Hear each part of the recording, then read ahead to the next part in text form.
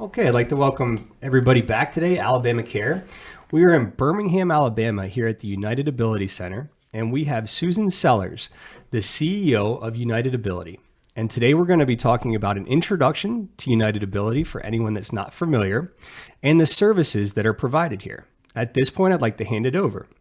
Susan, if you would introduce yourself. Sure. Good morning, Alex. Well, my name is Susan Sellers, and I am on week 9 of being the new CEO of United Ability. And I am humbled and honored to serve in that role. Dr. Gary Edwards had been the CEO of United Ability for 38 years, and so very big shoes to fill here, and not even trying to fill them, because he was such a visionary and did such remarkable things with United Ability. So I'm just happy to be here and honored to work with such a wonderful team that we have here. We appreciate you spending the morning with us here, and we always like to ask, are you originally from Alabama?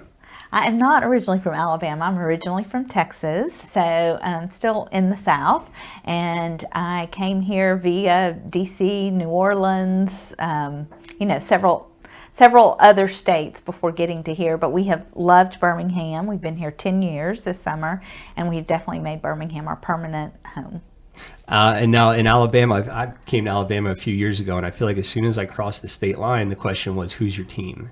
So we always like to ask, who's your team? That's right. That's a hard question for us. I actually have a funny story about that. So we went to Texas schools, and we were Texas fans, and I went to TCU for undergrad and Baylor University for law school, and my youngest was a big Baylor fan. So he moved here when he was in 3rd grade, and I got a phone call from his teacher probably maybe the 2nd week of school, and it would not be unusual to get a phone call about him from a teacher. He's our pepper, our fun one. And so she said, well, I'm calling you about Ethan. And I said, okay. And she said, we were doing a math worksheet, and I always try to make it interesting for the kids, and so I have 2 columns of math problems, and one side is Alabama and one side is Auburn, and I let them pick which side that they're going to do in terms of the math problems. And she said, well, he was the first one finished, and that's great. He's a bright kid, so it's okay. I wasn't surprised. And she said, but I looked down at the paper, and he'd drawn a big X on Alabama and a big X on Auburn on all the problems, and he'd written Baylor in big letters right down the middle.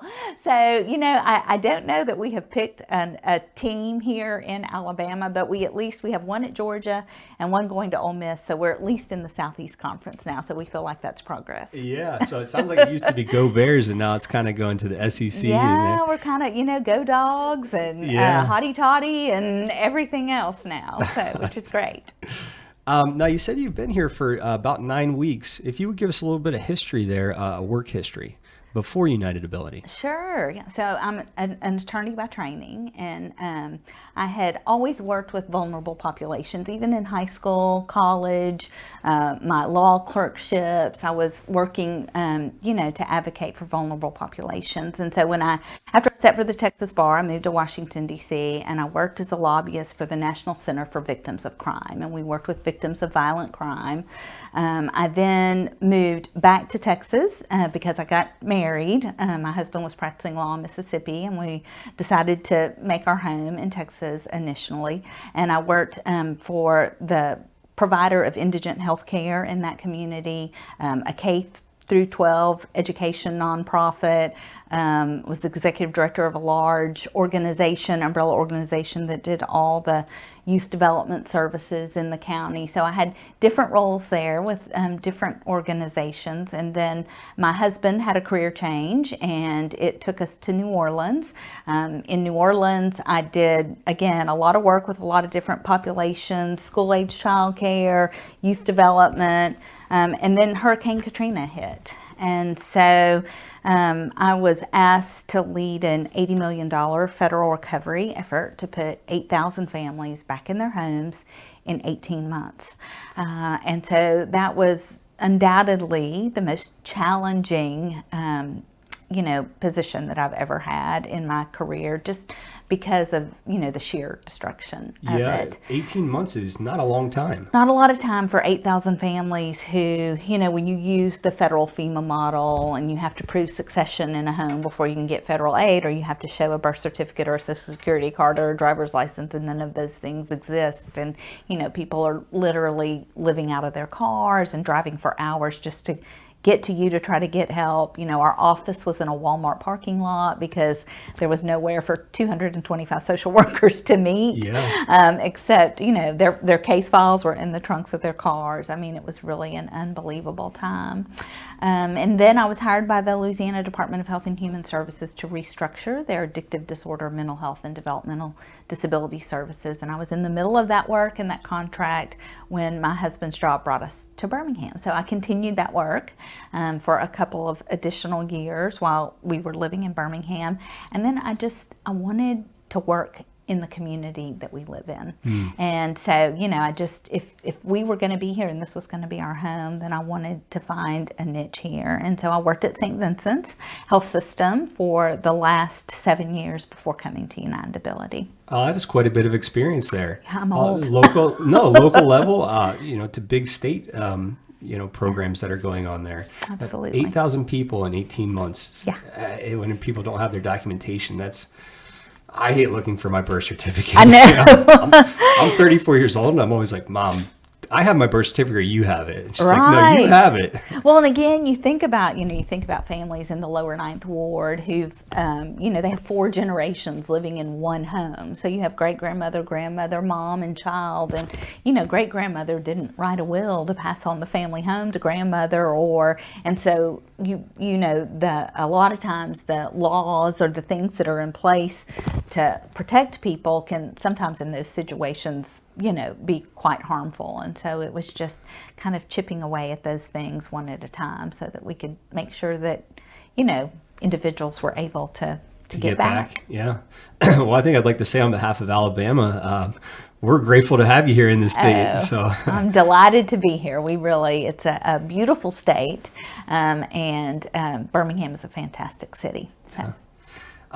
Let's talk a little bit about United Ability. If you could give us a little bit of history of United Ability. So United Ability is actually in its 73rd year. So it has been a long-standing organization in this community. It was started in 1948. Unlike a lot of nonprofits where community members gathered together in someone's living room because they had identified a need for a particularly vulnerable population, and they decided that as part of this community they wanted to address it. And so that was initially, the organization was called Spasticity Aid of Alabama.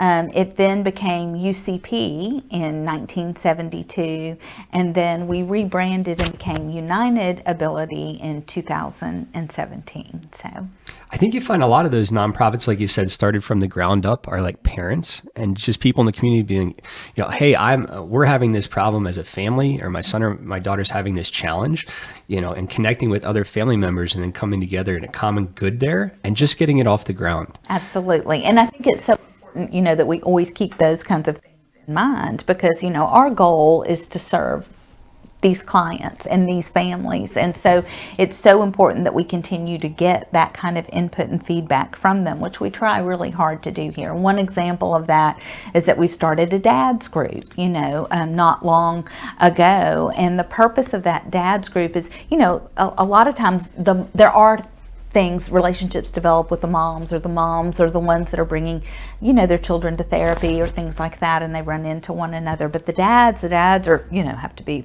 and never show any emotion and be the rock for the family. But, it's challenging for everyone, including the dads. And so it's fantastic. I mean, they'll do a cookout here on campus and the dads can come and hang out and visit and share with one another. And we've had, on average 30 to 32 dads participating in that dads group, which is pretty phenomenal. That's amazing. So, so our team that has put that together, they're listening to what those dads have to say and what their challenges are. are with their families and how we can continue to improve what we do. Now, when is that cookout? Is it already happened this year? I think it's already, I know one of them has already happened, but they're meeting, every other month. And so they are planning fun activities all the time. Yeah, that's a reoccurring support group for the dads of the family there. Exactly what it is. I don't hear many things like that going on just in the industry, in the disability community, because like you said, a lot of moms are kind of taking that on. And so that's very cool to do that for the dads there. Yeah, well, it was the ingenuity of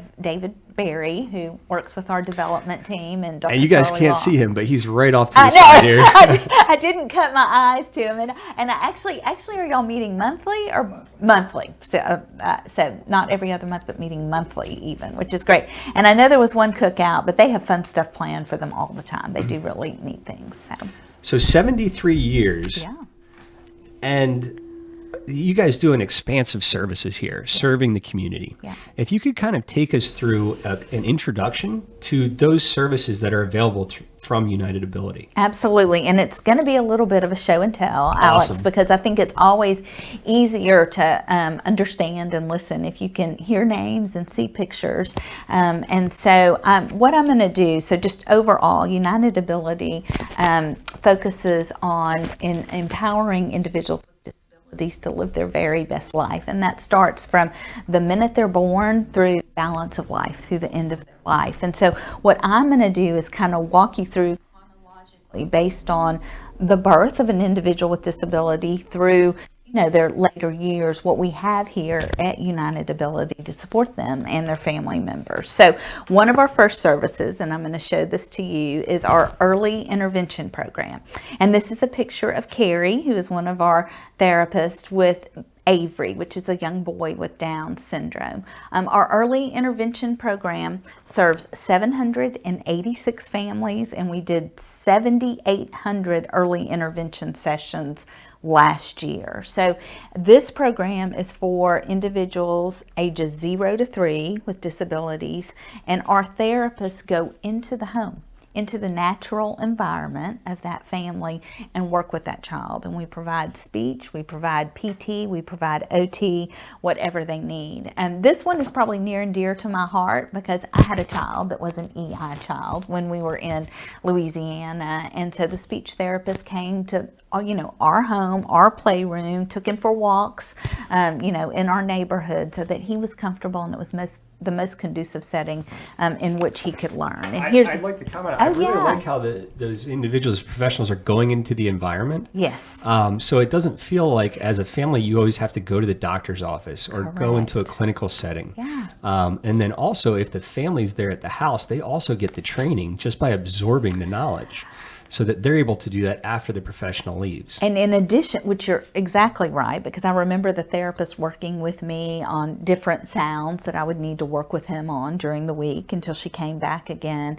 And in addition to that, we also have a parenting program called the First Teachers Program, where we have trained parents as teachers that go into the homes and specifically teach the parents too, beyond just what we do with early intervention. And I love this picture because this is one of our therapists, Daphne, and she's with this precious child, Claire. And this was right during when the pandemic started. We had to pivot really quickly, and so you can see Daphne is doing a televisit with Claire in her home. I don't know if you can see that or not. She's up in the corner to do her early intervention therapy via teletherapy, which is what we did, during the period of time that it was not safe for us to be in the homes during the pandemic. So that is ages 0 to 3. In addition to having the early intervention therapy in the homes, we have our own early learning program here on our campus called Hand in Hand, and it starts at 6 weeks. And so children with disabilities as early as 6 weeks through 5 years old until they go to public school can come here to our Hand in Hand early learning program. Go ahead. Now, do you have a lot of families and individuals, children that are in both programs? Absolutely. There's a lot of overlap because we do outpatient therapy services too, plus our medical clinic. And I'm going to go through all those, but you have a lot of families that are crossover and are involved in all of them. So this is an example. This is Shep. You can see Shep. But Shep has actually participated in early intervention, PT, OT, speech, and he's also a student at Hand in Hand. And he also sees Dr. Law. So Shep is the perfect example. He has cerebral palsy. And so he is, this picture is about a year old. If you see Shep today, he's 4 years old. If we walk down the hill and you walked into Hand in Hand and saw Shep, he is running all over the place without a walker. He has braces on both legs, and he is a daredevil. Yeah. It's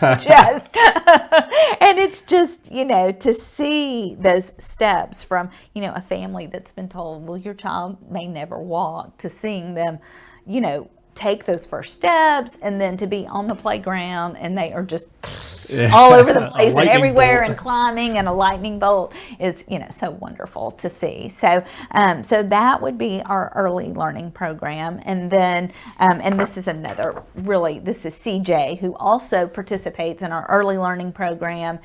He participates in our food therapy program, which he has Down syndrome, and it's difficult sometimes for him to know how to swallow his food. And so we actually have an occupational therapist here who does a feeding therapy clinic, and she works with individuals like CJ and his family on things like that. So that takes us through kind of the age of 5. And like I said, even when they're in the early learning program, our therapists are going into the classroom and they're working with those individuals, those children, in PT, OT, speech, while they're here at the early learning program.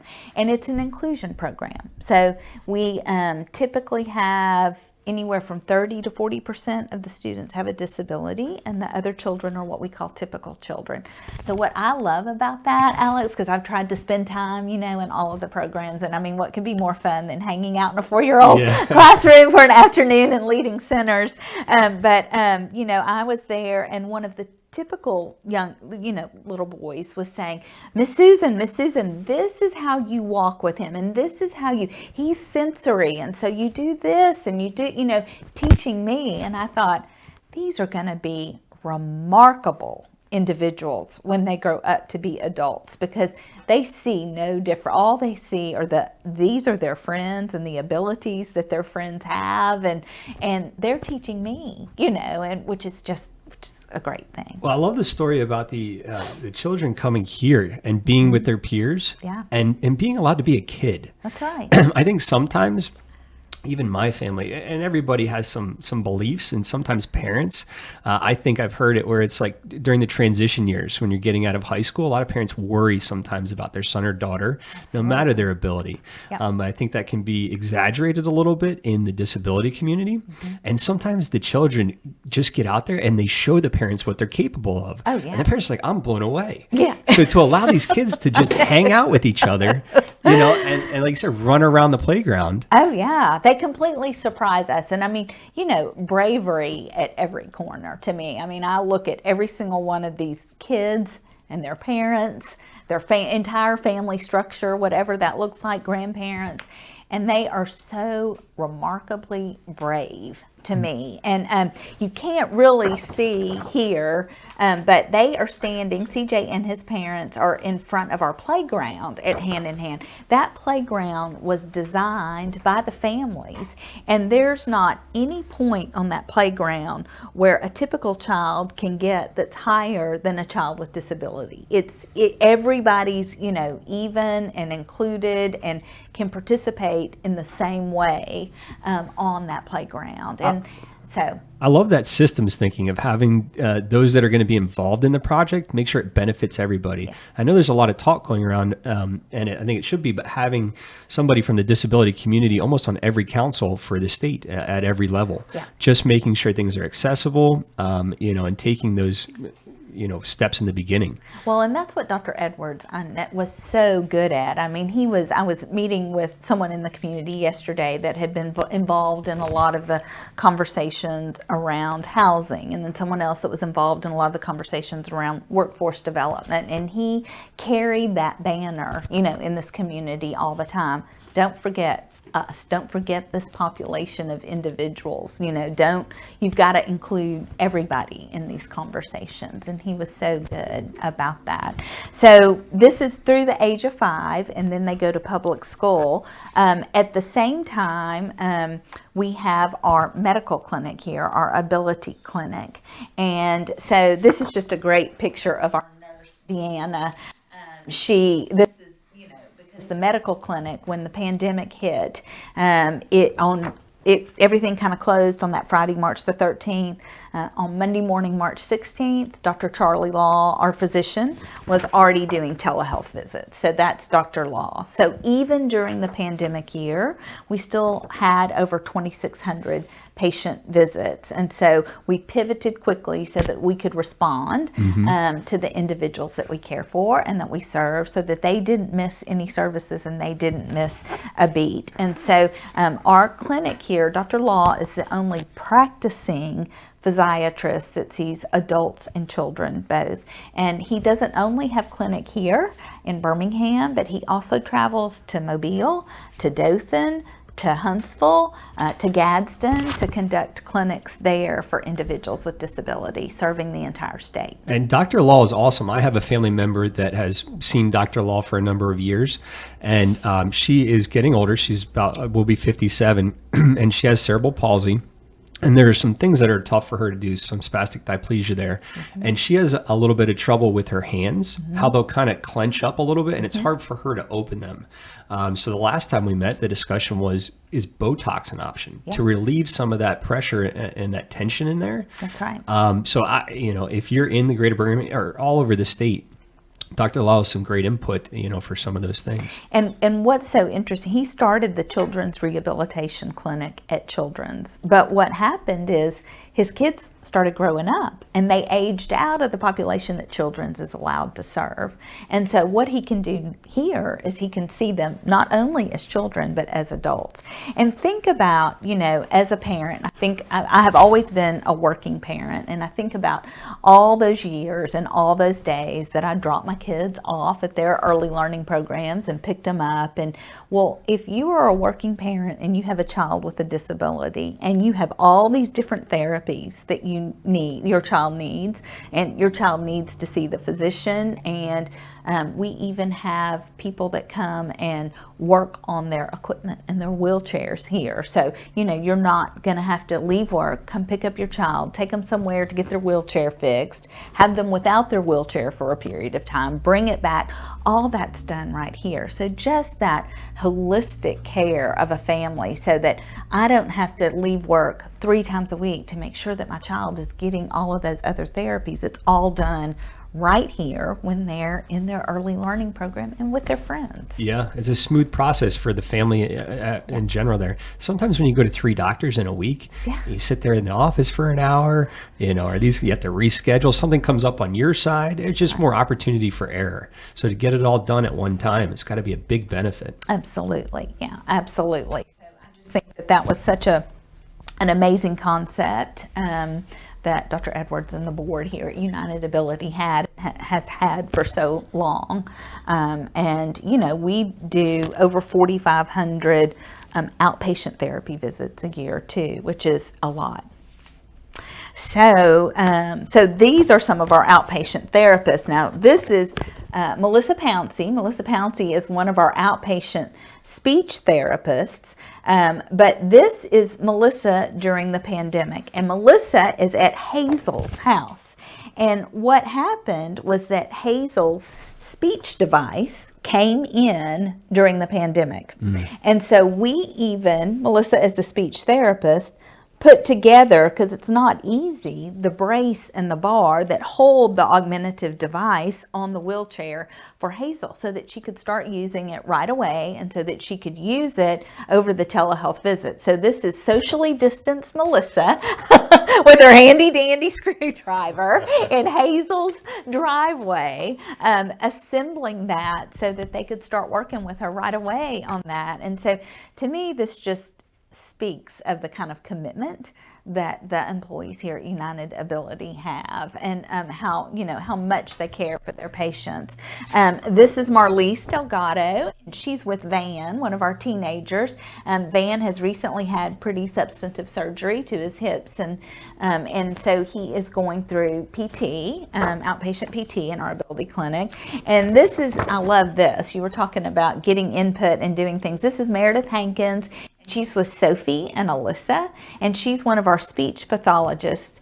And she has created a girl talk group with the girls that she sees, and they will go see a movie or do different activities like that, and then have a theme day and center the speech therapy around those fun That looks activities like a witch's like theme that. day. It is. It looks like, I'm not sure what the movie was, but it's definitely a witch's theme day. And again, I just love that our therapists are that creative. It's not just come in and just do therapy and just leave, but they try to make it engaging for the kids and do things that they know that the kids will enjoy and respond well to, so that they kind of have to have fun too, so that everybody, all the kids have fun. Absolutely. The teachers got to be having fun too. And they do. And I mean, the amount of energy, as I've observed a lot of the outpatient therapy appointments, the amount of energy that they have, because every family that walks through that door, they are giving them 100%. And when you are going and giving them 100% all day, every day, because that's what they deserve. I mean, they deserve you giving them 100% all day, every day. Then it's just, I think they must go home and just be exhausted at night. Time.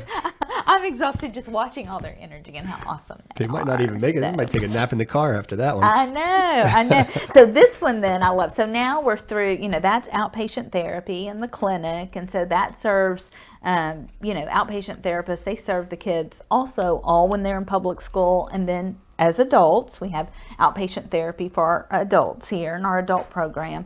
This is great because this combines the adult program with our hand-in-hand early learning program. So this is Sue.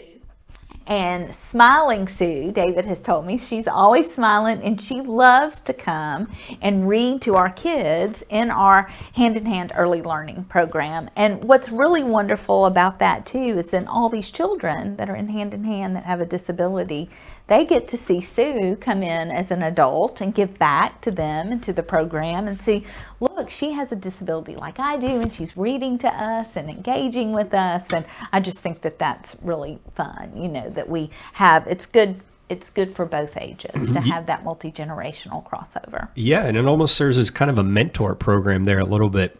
Absolutely. Where if they have questions for someone that's a little bit older than them, how did you do this? Or, tell me about this. And it gives that opportunity for the children to engage that way. And like you said, give back for the person that's doing the reading. Yes, absolutely. No, absolutely. So I love that. So then we moved to, you were talking about the teenagers, right? The parents and the teenagers. So what I think a lot of people may not know about United Ability is that we also have a very robust employment services program here. And a lot of that is done out in the community, not here on the United Ability campus. And so that starts with our high school. So even during this last year with the pandemic and everything, we were still in 26 high schools serving 800 high school students and teaching them pre-employment skills. And then this is a picture of 3 of those high school students that participated in the pre-employment skills training that are now this summer working at Red Barn in a summer placement, in a summer internship. And they get paid and they get a paycheck and they learn all of these skills. And so we continue to work with them so that when they do leave the public school system, which is typically at the age of 20 or 21, then they've already been through pre-employment training and they're ready to go out and work with our employment specialists to find a job and a career. I think that's amazing. I mean, even average high school student might not have gone through the hiring process. They might not be working in high school. And so these gentlemen have a leg up on kind of the competition. They absolutely do. You know, and there's a lot of uncertainty in that. You know, how do I apply for a job? How do I interview? Yeah. What kind of work does that look like? What does it mean to show up to work? Those responsibilities. And so that goes miles ahead if other people aren't doing that. They're sitting on their screens. And all of that is taught to them in the school, you know, in the school environment, which is great. Yeah. And so, anyway, Katie Dumas is the director of that program, and they just do a fantastic job. And then, as I mentioned, when they're adults, then they actually work with our employment specialists in permanent job placement. So, for example, this is Belinda, and Belinda has been a greeter at Belk for 20 years. 20 years. She uses a communication device where it's controlled with her eyes. It's an eye gaze communication device, and that's how she communicates with people, through this device that's right here on her wheelchair. And so, you know, when I hear the words shop local, I have a whole different interpretation of that, Alex, because to me, I think about all these wonderful employers, you know, Piggly Wiggly, Dollar General, Red Barn, the zoo, you know, Belk, that are employing these individuals with disabilities and giving them choice. We all want choice in our career. You know, we talked in the beginning of this interview about some of the things I've done in my career. Everybody wants and deserves to have the opportunity to have a career or a job that's interesting to them. And so that's what our employment team does, which is fantastic. And you don't have to get it right on the first try. No. I've tried a bunch of different jobs. Absolutely. You know, and you do it for a couple months or, you know, a couple years, and you figure out what your strengths are there, and you take that to the next one. So, absolutely, you know, those individuals going through that don't feel like you got to get it right on the first try. Yeah, no, that's absolutely right. And what's really fantastic about that is then you're assigned an employment specialist, and they stay with you for life. And so even though Belinda has been at Belk for 20 years, every month her employment specialist checks in with her employer and checks in with her to see how things are going still, even, you know, 20 years later. I think it's important to check in with both parties there. And it helps with any transition. Like you were talking about, maybe Belinda says, you know what, I really am ready for something different. You know, so-and-so is working in food service, or they're doing this, and that sounds really interesting to me. And so then that specialist helps with that transition as well. Yeah. So I think she's pretty happy where she is. She looks pretty happy to me. Yeah, pretty happy to me. And then here on the campus, this is our graduation from 2020, but we do pre-vote training too that prepares those adults for employment in the community. So like if you walk to that part of our campus, there are shelves where individuals learn how to stock shelves or use computers or things like that. So we have a pre-vote training program here for the adults too that also gets them ready for that community employment. Would the pre-vote training be for somebody that maybe didn't do the training in their high school? Correct, yes. And so, you know, a lot of the adults that are in our adult day program, which we haven't talked about yet, which we'll talk about in a second, you know, they didn't have that. Yeah, they didn't have the service when they were in high school. Yeah, that didn't even exist. And so because of that, you know, now they want to learn those skills and go out and have an opportunity to have a career too. So that program, you see a little bit older individuals? Typically, yes. All ages, really, you know, all ages. So, and that training is done here on campus, but the work is done in the community then, and integrating them with the community. I love that you guys are approaching the people that didn't have those services, because just because those services weren't available when you went through that transition doesn't mean you don't deserve them. Absolutely, yeah. So and then you have our day program. So that's where a lot of those adults come from. So this is a picture of Dennis and Jacoby, and we had. Pre-COVID, we had about 171 adults a day on average here. that was definitely the program that was hardest hit by the pandemic, because most of them live in a group home setting, and it wasn't safe for them to come to a day program with a lot of individuals and then go back to a group home setting. And so we were, through some wonderful volunteers in the community that were physicians and nurses, able to get all of our adults vaccinated, and they were able to get their second vaccination at the very beginning of May. And so that program has really, built back up now, because they've all been able to have their vaccine. That's amazing that you guys got or offered the vaccination to everybody in the program at such an early rate there. Yeah, absolutely. So, and it was only, like I said, through the hard work and volunteer efforts of some physicians and nurses that support us in the community that we were able to do that. So let me tell you a little bit about Jacoby and Dennis. So Dennis actually just retired. That's what we call it if an adult has been in our day program. He turned 65. And he could stay here as long as he wanted to, but he had been involved with United Ability since he was 6. Really? So for 59 years, Dennis had been a part of United Ability. And so his family decided it was time for Dennis to retire. And I loved it because I went to the retirement party, and we have an Elvis impersonator that attends our adult day program named Josh. He is really, really good. And he kind of goes back and forth between Kermit the Frog and Elvis. He's great at both of them. So he sang, they love karaoke in the adult day program. And so he sang Blue Suede Shoes and Ain't Nothing But a Hound Dog. And everybody danced around because Dennis loves Elvis and Alabama.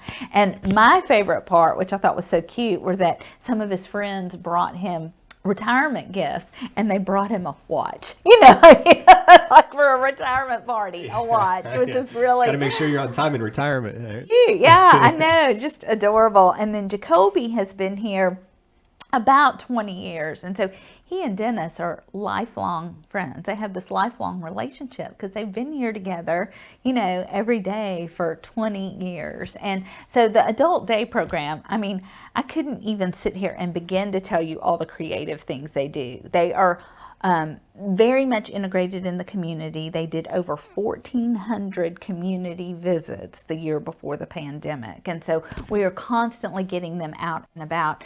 And that includes them going into the community and volunteering for organizations like Meals on Wheels and the food bank. And so it's great because it integrates them with the community. It gives them something really wonderful, but it also helps the community by providing these volunteer services, which is just a win-win for everybody. Yeah, and I think sometimes families are a little bit nervous about day programs because it's something that they heard 40 years ago. Right. And I think the 1,400 community visits in a year, which is astronomical, speaks about the ability of United Ability to get these individuals that are in the day program out into the community. And I'm sure they have a lot of voice in those visits. They do. Hey, they get to pick, they get to have input into their schedule and what they want to do. And we have an RN, a full-time RN that travels with them, so that that there's always someone with those that are medically fragile, so that we can be sure that everyone is safe. And they love it. I know. And then we have wonderful things here for them too. We have arts here, our classrooms here. If you go on campus, there's a kitchen in each classroom. They learn ADLs, daily living skills, like how to make a bed, how to pack a suitcase for a trip, all of those things. And so it's great. It's a wonderful mixture of both. And so Friday, they came and they serenaded us with patriotic songs here at the administration building, getting ready for the July 4th holiday. And they also had a wheelchair car wash. So that's awesome. That was really I love fun, that. They were playing all the music, and they were, washing the wheelchairs and getting them all clean and sparkly for the 4th of July. And, they're always coming up with fun, creative. I know Jacoby, and he's awesome. He's always just super excited. Hey, how you doing? That kind of stuff. And he knows my family member because she used to come in for some services. Yeah. Okay. Great. So he's a really cool guy. He is a cool guy. He's fun to be around. He is fun.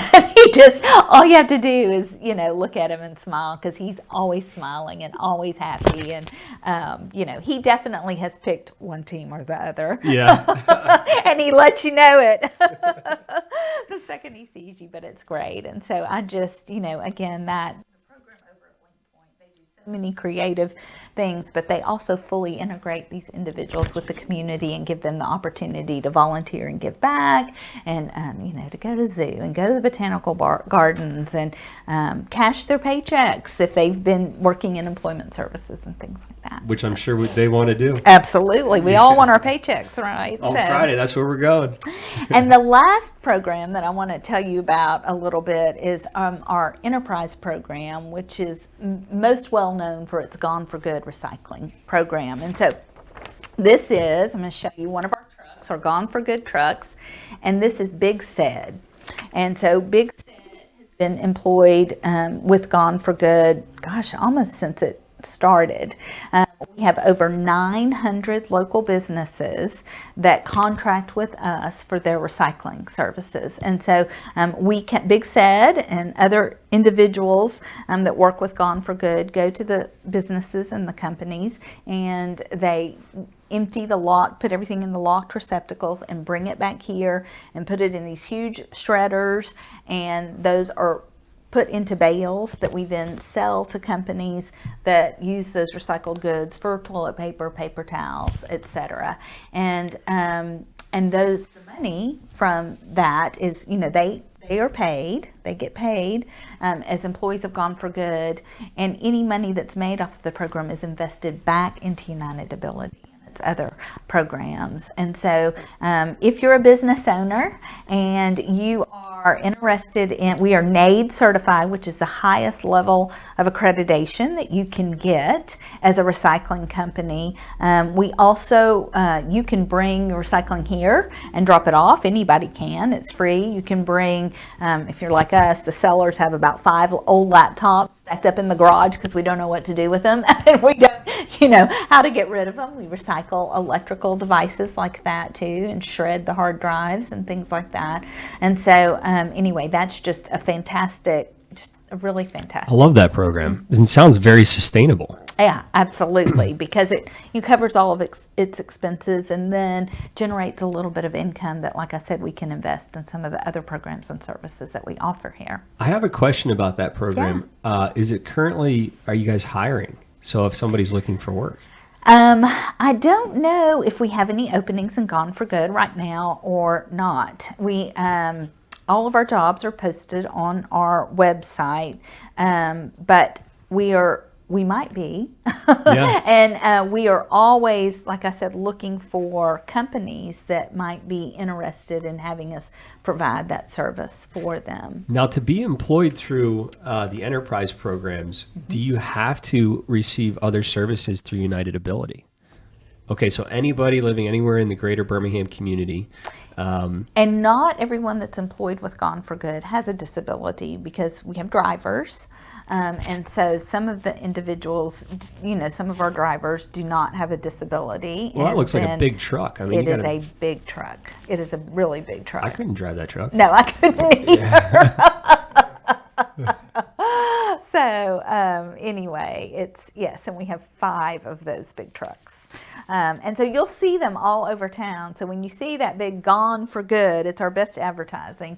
Abe Bernstein's the director of that program, and he always says our best advertising and our best billboard is our truck, which is running around all over town. Then, let us know if you're interested, because they do a great job, and it feeds a great mission. I would say even if you're not a business owner, but just an individual, and you go to a local business that you like, and you happen to know the owners. Yes.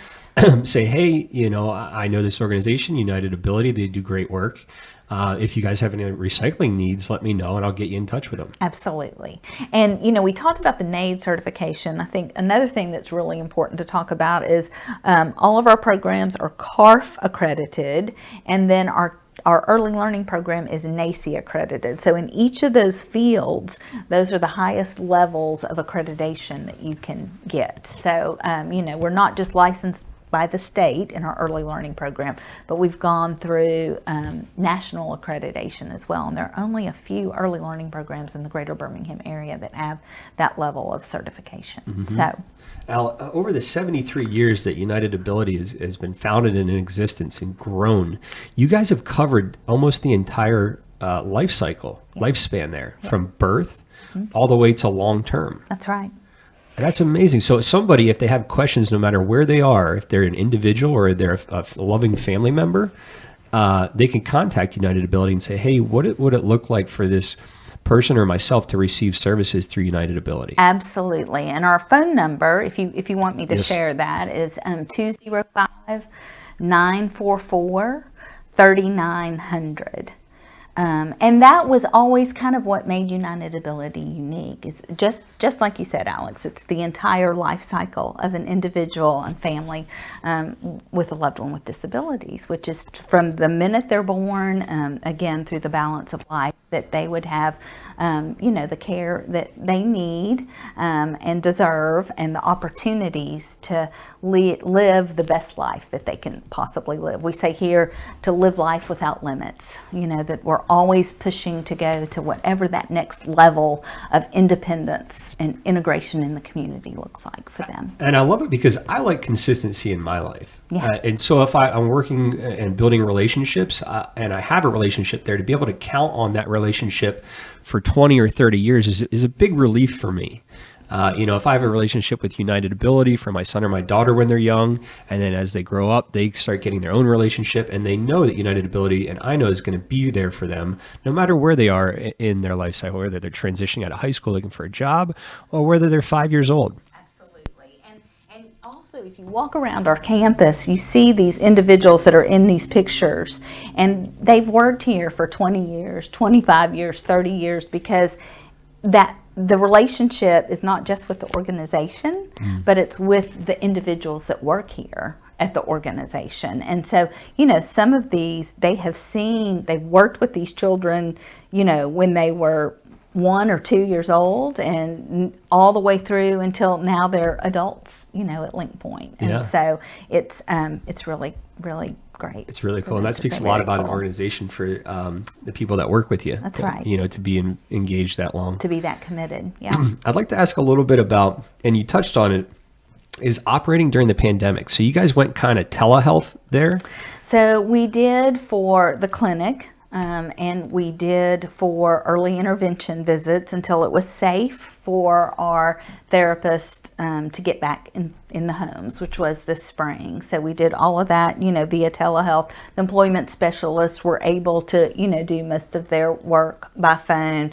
As I mentioned, we were still allowed to go into the high schools and do the pre-employment training, just, masked and so forth. Our hand-in-hand early learning program, because so many of the families that we serve had parents that were essential workers that needed to be back at work, was up and running full-time by June 1. Really? And so we really were not closed for long at all, because we had to take care of those that were taking care of others, right? So, so that program was back up. And again, I think just the ability of our employees here and our staff to pivot so quickly in response to that. Like I said, the medical clinic was just closed for a weekend. By that Monday, we had already figured out how to do telehealth services. And, that was a huge investment for this organization in technology, and buying all the cameras for the computers and things like DocuSign, so all the paperwork could be done, that we normally would be doing in person for clients and participants, and all of those things, making sure that the Zoom accounts that we had were HIPAA compliant and all of that. And they just responded so quickly and so well. And I wasn't here, so I can't take credit for any of that. So it's just really amazing that they were able to do that so quickly. I feel like it was kind of a stress test. And Yeah. coronavirus, COVID-19 is very lethal. Yeah. But if it was kind of an Ebola thing, this was like a quick stretch test. And it may not happen again for another 100 years, like the Spanish flu or something like that. But at least we're better Hopefully not. equipped. Yes. We've been through that process. Yeah. In this life, they went through it when the 1920s, early 1800s there. But we've gone through it now again for our organizations. That's right. That's right. And I think, again, the numbers kind of speak for themselves, that despite all the challenges of a pandemic, in 2020, we served virtually the same number of individuals and families as we did in a non-pandemic Yeah, year, that's in the previous amazing. non-pandemic year. And so I do think that's amazing. And it just shows, everyone's determination To and adapt. commitment and an ability to adapt to make sure that individuals didn't go without services. So you guys are, everything's back up and running. We are not worried about the pandemic. It's kind of behind us. All the services are available here as they were previous to the pandemic. Still careful, we're still very careful, but yes, everything is back up and running, 100% at this time. And there are a couple of other programs that I didn't have show and tell for, but I want to be sure that we cover really quickly because I think that they're very unique. So we talked about our hand-in-hand early learning program and how unique it is, and it really is. People come and visit it all the time when they're thinking about setting up an inclusion early learning environment, because we can't serve thousands and thousands of kids at our one center. We actually have a program called Child Care Enhancement with a Purpose, where we go out in the community and we train other child care centers and teachers in those centers in how to have an inclusive classroom. And so we trained over 600 teachers last year in those same practices, so that it can be an extension of the model that we've created at Hand in Hand, and that's available to everyone else in the greater Birmingham community. And I think that's, again, I can't take credit for any of these things. I just think that's such a brilliant idea, because again, it's not, our goal is to make sure that all individuals with disabilities, again, live to their fullest potential. Not that United Ability hoards all of that here. But nobody can do everything on their own. Absolutely It takes not. a community to get it done, and empowering others to build into that vision. And I think especially even if they don't have contact with the disability community, bringing them into contact with that. Yes. And then they take it and they share it, and it keeps going there. That's right. And so those, so that we have, again, these early learning programs that are high quality programs that welcome children with disabilities into their programs, because they're like, look, I can do this. This United Ability has trained us in how to run a program like this. And so I think that's wonderful. And then the last program that we didn't really talk about is our Respite Program. Particularly during the pandemic, but always, I look at these family members, and and like I said, I admire them. I admire the individual with the disability, but I admire those family members, because, as you know, it can be exhausting. And so we have a respite program that's funded through the Children's Trust Fund that enables families to have a caretaker that comes and stays with their child with a disability, to give them a little bit of a respite and a break until they can come back. Could that be like for a day, or maybe a long weekend, or what does that look like? Yeah, it can be. It's the family's choice. Okay. And the caretaker that they choose is the family's choice as well. So That's a big thing. Yeah, You want to it approve that. is. You'd want to approve it before anybody being with your family member if you didn't know them. absolutely, yeah. But like you said, everybody needs that. Everybody Yes. needs a little bit of break. That's You can't right. work all day, every day, all year. That's right. No, you absolutely cannot. And these are stressful situations oftentimes, and so it is good. It is good. And by you taking a break, you come back stronger. Yeah, that's right. So you don't erode yourself down. So I'll say to the parents and the caregivers, take that break if you haven't in the last 6 months. Now's a great time. Yeah, that's right. Call United Ability, see what's available here. That's right. So being the new CEO of United Ability, I'm sure everything's going to stay the same, that the services, but do you have any unique or new visions for where United Ability could go, or new programs that could happen in the next few years? Well, I think that we are already exploring some of those things, and there is definitely a movement throughout the country for individuals to be in the community as much as possible. So we talked about all the community outings that we are already doing with our adults, but what does that look like longer term? How do we make sure that every adult has the opportunity again to have successful employment in doing in a vocation that they're excited about, that they enjoy. Just like you and I, when we get up in the morning and I get to come here and I'm excited about going to work and I love what I get to do, then everybody should have that same, opportunity to be able to do that. So I think, that you will see us continuing to grow and expand in that supportive employment area, and in the area of continuing to fully integrate all of our participants and into the community in new, fun, and unique ways. And then, I think our programs have just kind of continued to grow. If you look year over year over year, they continue to increase the number of individuals that they serve. So, for us, it's just being responsive to the communities that we serve and their needs. And that looks different depending on the individual and the program. That individual, that program, and that community. So always staying attuned to that, as well as just seeing what some of those trends are around the country. And so, but those are the main things that, I would say that we see on the, forefront sooner rather than later, which is more in the field of supportive employment and community integration. Mm-hmm. I feel like I've heard individuals say that some of their biggest barriers to doing that is transportation. And getting to him from the house, and sometimes the busing system is an hour late, or they can't get the bus to come or stuff like that. And I feel like I wish the state as a whole would tackle that, but I know they've said it's more on closer county areas, kind of throughout the state. But I feel like we could make a big difference by tackling that as a state. It is a very complex situation to look at, and for the first time, United Ability kind of got into the transportation business itself a little bit last spring, meaning that we were leasing some of our own vehicles. So we are looking at is this the time that we start investing in a fleet of vehicles?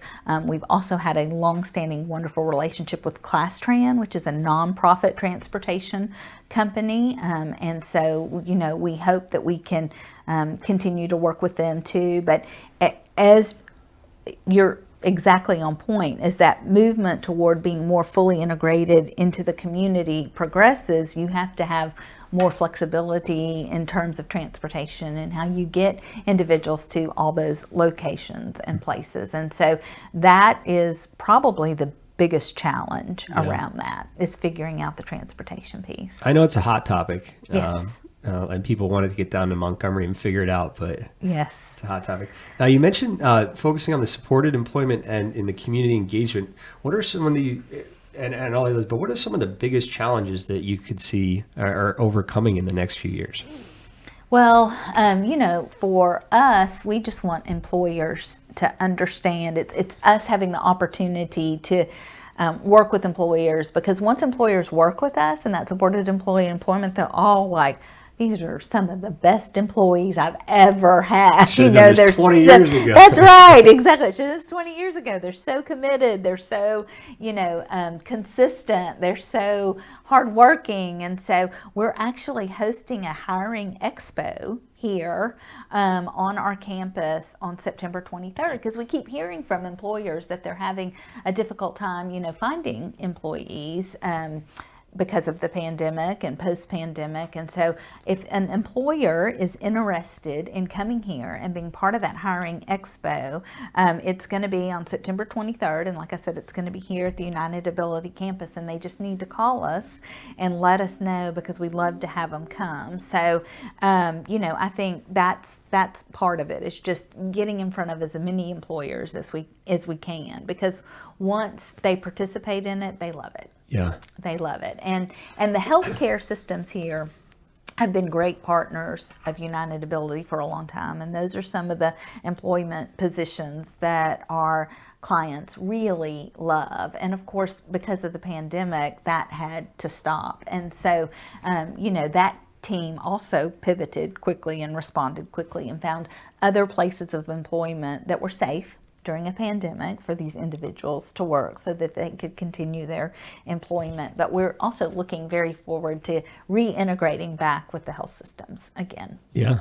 I think for the businesses, like you said, once they find out what's possible by having an individual on their team that has a disability, not only for that store location, but just for everybody there. Absolutely. We've talked to some business owners. I'll give a shout out to Taziki's Mediterranean Restaurant. Yeah. And we did a broadcast with one of the owners from there a year and a half ago, and he said at a good majority of his stores, he has a percentage of people that have a disability that are employed there. Mm-hmm. And he says what they saw is a total change, that it kind of went from a business and a storefront to more of a family atmosphere. Mm-hmm. And everybody working there, spirits were raised. It was more of a group team effort, and the customers felt that, and traffic went up. That's fantastic. Yeah. And so I think, if you own a business, or once again, if you go to a local business and you love that business and you somehow can get a hold of the owner, tell them about the benefits. Yes. Tell them to call United Ability. They can speak on your behalf. Absolutely. And educate them. That would be great. No, we would love any employers that are interested in hosting our supportive employment program. Please call that number that I mentioned earlier and ask for our employment services program, because we would love to get involved with you. Mm-hmm. And like you said, September 23rd, the hiring expo. Right. You got a couple big name companies already lined up, so you better call in now and get on the list. That's right. And are there any other upcoming events that you'd like to highlight? We do have a couple of other events that are coming up over the next few weeks. One is next week on July 16th. It is United Ability Day. And United Ability Day, this is its 30th anniversary, which is a wonderful thing. It's our annual T-shirt campaign day, and it's just to promote awareness of the life-changing mission of United Ability, which we've been talking about today. So this year, this is the T-shirt. I mean, everybody looks good in purple, right? That's the front, that's the back, celebrating 30 years. Dennis, that I showed you the picture of earlier, that recently retired, was instrumental actually in designing this year's T-shirt. And so the message was that together we can pretty much overcome any challenge, which included the pandemic, so that we continue to serve the more than 5,400 individuals with disabilities that we serve each year. So these T-shirts are $20 a piece, and we even have onesies. Onesies for infants, not for adults. Oh, I was like, sorry. I might go to a onesie party here now. What's going on? Sorry about that. That's just for the little ones. I was like, I'll take a onesie. That's right. Awfully comfortable. No, but so you can go to our website. And you can order, your T-shirts off of that website. And a lot of employers do it, and then they allow the employees to wear it, on that day, which is great. So they can just have kind of a casual day and show their support of United Ability and individuals with disabilities. Yeah, that's a great idea. And so that's on July 16th. And, we kind of say you can make a difference just by wearing a shirt. So it's a great thing to do. And then on August 28th is kind of our marquee event for United Ability, which is called Journey of Hope. And this year we are recognizing Brassfield and Gorey. That's the first time we've recognized a business for their contributions to United Ability, but they have been not just a philanthropic partner for us, but they have been a building partner. They have built, the buildings that are on this campus, and just a wonderful community partner for us for many years. And so that's a great night because we highlight some of the individuals that we serve and that we care for. We highlight this company that's been so supportive of our work for so many years, and we have wonderful entertainment too. And so it's fun, and it is going to be at the brand new Red Mountain Theater. And so it's a really cool venue that a lot of people haven't seen yet. I've never been there. You're supporting two great nonprofit organizations, because the event itself is at Red Mountain Theater, which is really fun, and it's a cool space. So we hope that that you can sponsor it, and we have the option for it to be live and or virtual. So it's, a hybrid event, like a lot of us are still doing until we feel like things are completely safe. Sounds like a great family outing. Yeah, it is. Absolutely. So, and there's information about that on our website as well. Well, as we kind of come to a close here, we always like to ask, is there anything that we haven't talked about that you believe an individual watching or a family member watching could benefit from hearing?